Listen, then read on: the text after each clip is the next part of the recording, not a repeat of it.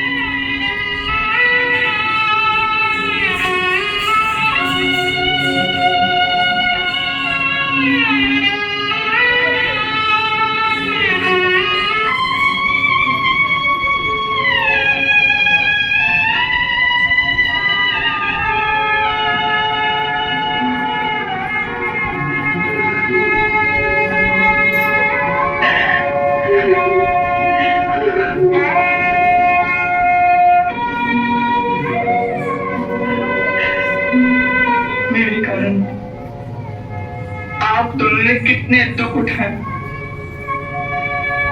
उसके लिए मुझे क्षमा करना मैया, मुझे क्षमा करना पिताश्री। मैं इतने वर्षों तक आपकी कोई सेवा न कर सका।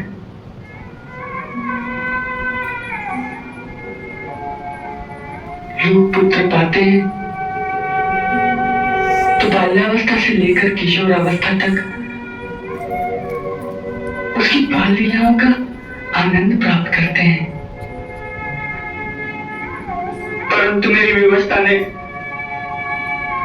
मुझे आपके चरणों से दूर कर दिया था। इसलिए मैं तो आपको वो सुख भी न दे सका,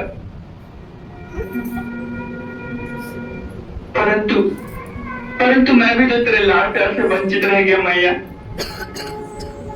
मेरी भी बहुत हानि हुई है। इसका दोषी मैं हूँ पुत्र, हाँ, इसका दोषी मैं हूँ। मैं ही तुझे इन हाथों से यहाँ से उठाकर दूसरे स्थान पर छोड़ आया। इसका दोषी मैं हूँ पुत्र, मैं हूँ। इसमें आपका कोई दोष नहीं। यह तो माया का विधान था, जिसके कारण आपको अपने पुत्र सुख का भी बलिदान करना पड़ा। वास्तव में दोषी तो मैं हूं, जो इतने वर्षों तक अपने पुत्र धर्म को न निभा सका।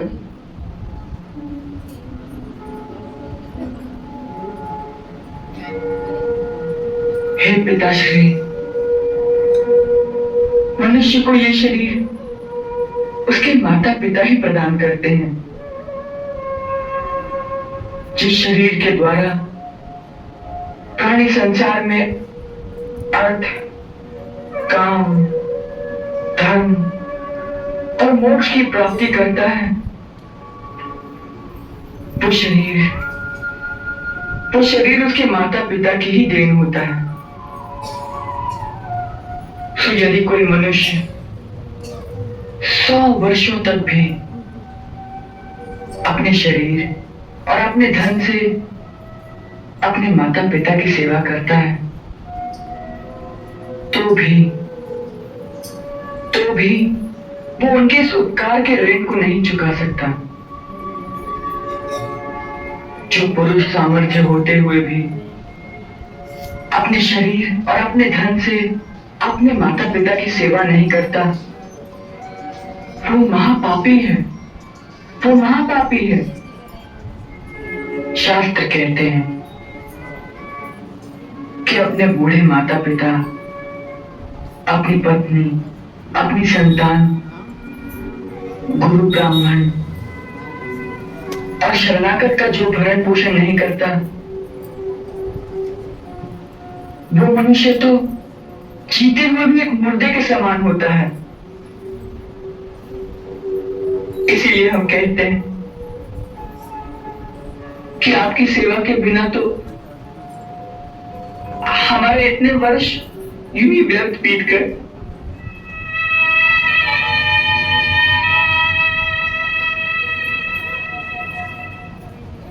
कर्म की वजह से परतंत्र होने के कारण हम आपकी कोई सेवा न कर सके। उसके लिए आप हमें क्षमा कर दीजिए। मुझे क्षमा कर देना। क्षमा कैसे कृष्ण, क्षमा कैसे?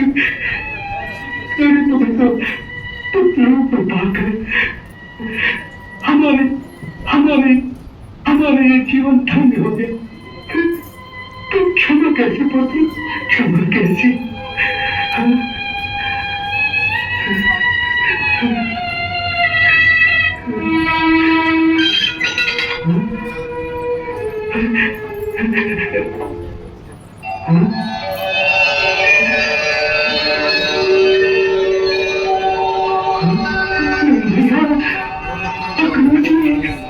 भैया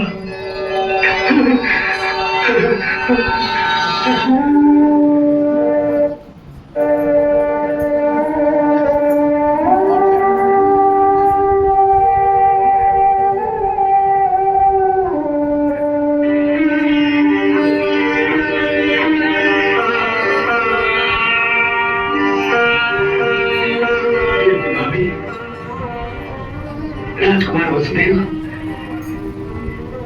आज आज आपकी दोनों घरवालें आपको सौंप रहा हूं।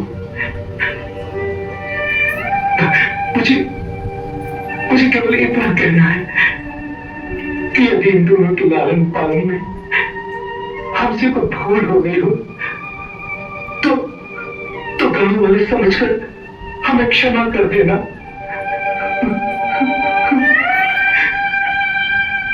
आप क्या कह रहे हैं नंद भैया? आपने उनकी रक्षा करके हम पर जो उपकार किया है उसका ऋण हम जीवन भर नहीं उतार सकेंगे। भाभी, आते समय यशोदा ने आपसे एक बात कहने को कहा था कि अपने लाल की केवल एक धारे समझकर उसकी सारी भूलों को क्षमा कर देना। नहीं भैया, मुझे तो ध्यान नहीं है। इतिहास में आने वाले युगों तक लोग यशोदा को कृष्ण की असली मां कहेंगे। वही मेरी कृष्ण की असली मां है और सदा रहेगी।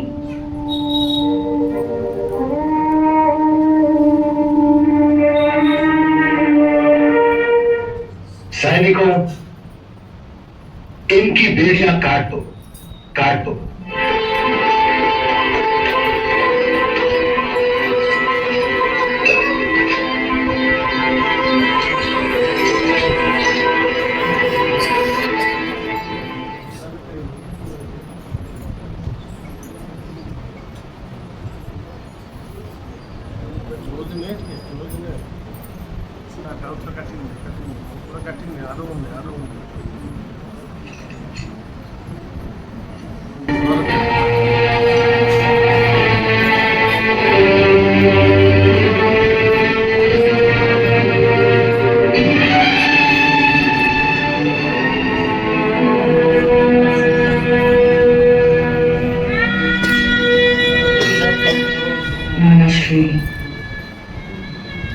मेरा प्रणाम स्वीकार करें।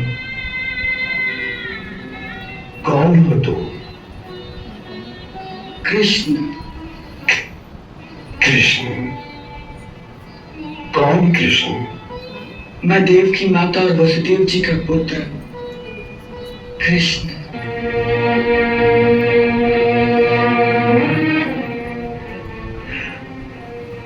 देवी का पुत्र।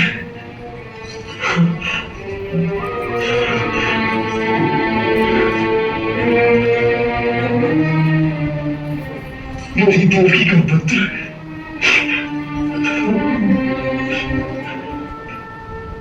नहीं, उसका कोई पुत्र जीवित नहीं है। कंस ने एक एक करके उसके सारे पुत्रों को मार डाला, परंतु महाराज इससे नहीं मार सका।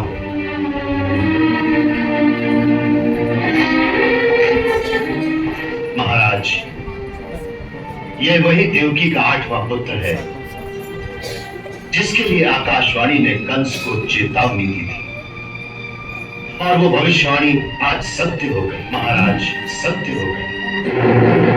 सत्य हो गई? क्या कंस मारा गया? हाँ महाराज। किसने मारा उसे? राजकुमार कृष्ण ने। कृष्ण ने? क्या कृष्ण ने उसे मार दिया? हाँ महाराज। नहीं, ये ठीक नहीं हुआ।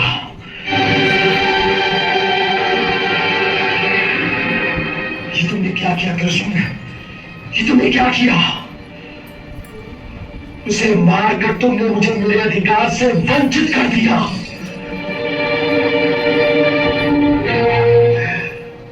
उसे मृत्युदंड देने का अधिकार केवल मेरा था, मेरा। ऐसे महापापी को जन्म देने का जो पाप मैंने किया था, उसका प्रायश्चित यही था कि मैं अपने हाथों से उसकी हत्या कर देता। इसी संकल्प को लेकर तो मैं इतने वर्ष इस घोर अंधकार में जीता रहा हूं। फिर तुमने मुझे अपने हाथों से मारने का अवसर क्यों नहीं दिया? क्योंकि मुझे एक ऐसे जघन्य पापी पैदा करने के पाप से मुक्ति तो मिल जाती। मुक्ति तो मिल जाती। मुक्ति तो मिल जाती। मुक्ति तो मिल जाती।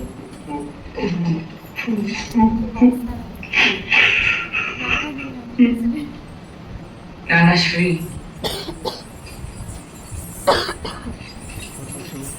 वास्तव में वो आप ही का मनोबल था नाना श्री, जिसकी शक्ति के कारण मैं उसे मार सका। वरना मैं एक छोटा सा बालक, मुझ में इतनी शक्ति कहाँ थी नाना श्री?